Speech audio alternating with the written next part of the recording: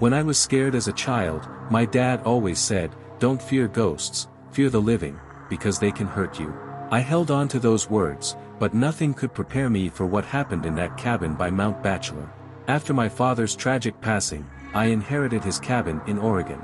It was on the market, but before it sold, I decided to spend a month there with my dog, Midnight, to clear my mind.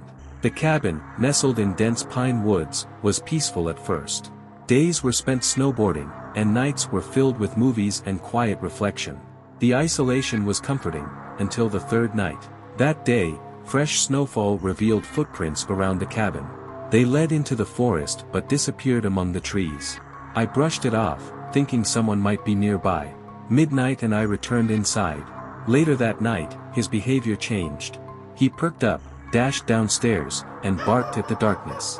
When we stepped outside, he sniffed the house and stared into the woods, as if something unseen was out there. Then, the roof creaked.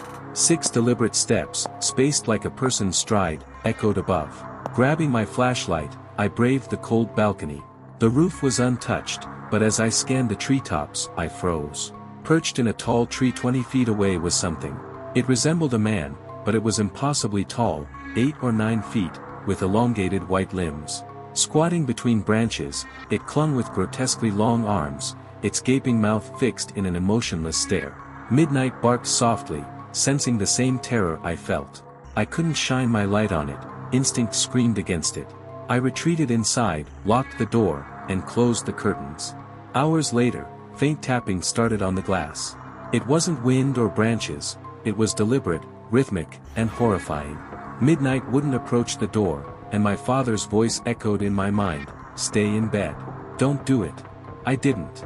Morning came, and with it, the overwhelming need to escape. I packed and left that cabin, never looking back. What do you think was watching from the trees? A forest spirit, a predator, or something even darker?